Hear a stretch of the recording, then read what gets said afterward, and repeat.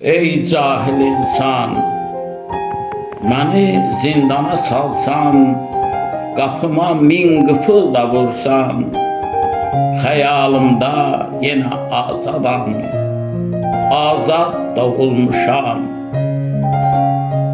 Zəkama vurulan qıfıl Xudamın əlində,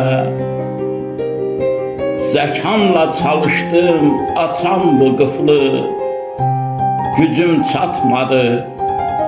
Ey nadan insan, zindan içində zindan quranlar, bir dayanın, ana bətninə düşdüyüm gündən ömürlük cəza almışam mən.